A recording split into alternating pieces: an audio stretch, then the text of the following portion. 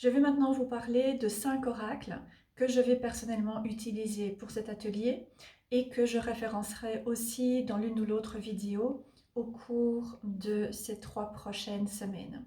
Alors ce sont 5 oracles que j'ai choisis tout d'abord parce qu'ils me parlent par rapport à ce thème de changement et de transition. Ensuite parce que je trouve qu'ils ont un bel équilibre entre la lumière et l'obscurité. Et ensuite, ce sont aussi des oracles qui sont relativement différents les uns des autres. Et donc, j'ai voulu les rassembler pour vous montrer que vous pouvez travailler avec les oracles de différentes manières et vraiment être soutenu sur votre chemin avec différents outils qui ont des énergies qui peuvent être, encore une fois, aussi assez différentes. Alors pour commencer, je vais vous parler de l'oracle Magic of You, l'oracle de la magie intérieure de Fiona Horn. C'est l'oracle dont j'ai parlé dans la première vidéo et c'est aussi l'oracle qui a inspiré cet atelier. Je l'aime beaucoup, j'aime vraiment beaucoup l'art qui a été utilisé pour réaliser cet oracle. Je trouve qu'il a aussi une belle profondeur et même si les illustrations peuvent être peut-être plus sombres, l'oracle lui-même a, je trouve, ce bel équilibre entre les aspects en ombre et en lumière. Il est aussi relativement doux et il porte cette énergie de la sorcière qui pour moi est un archétype qui est associé au changement et aux transitions aussi. Je m'arrête avec la carte paradisiaque. Donc de l'oracle Magic of You, l'oracle de la magie intérieure.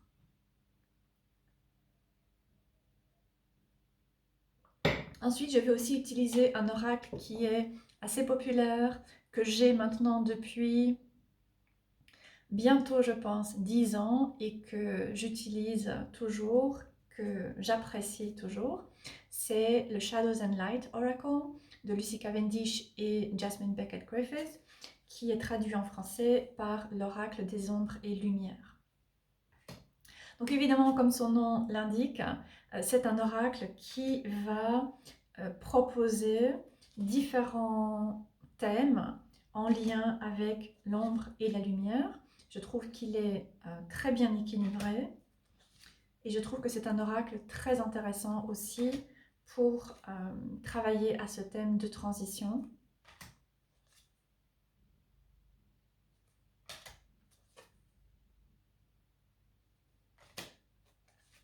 La tempête dans la mer. Et je m'arrête avec les deux petites sorcières. Donc l'oracle des ombres et lumières de Lucy Cavendish.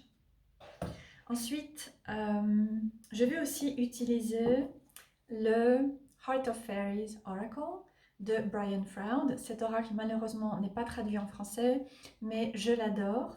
J'ai déjà parlé de cet oracle sur ma chaîne, j'ai déjà aussi parlé de son compagnon, le Fairies Oracle, qui pour moi est relativement plus sombre.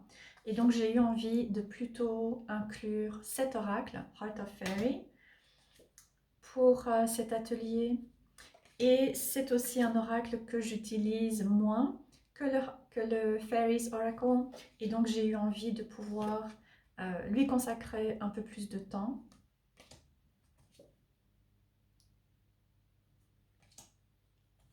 Et de l'avoir pour m'accompagner dans ce travail. Donc il y a beaucoup d'êtres de la nature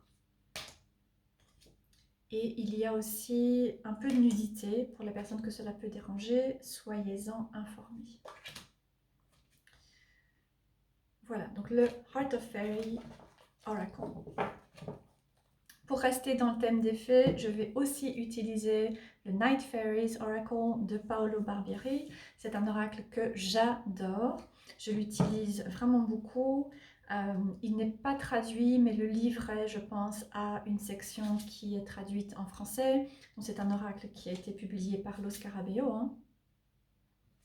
Et puisque cet oracle est consacré aux fées de la nuit, eh bien, il est tout à fait approprié, je trouve, pour réaliser un travail d'accompagnement et de soutien dans des périodes de changement et de transition.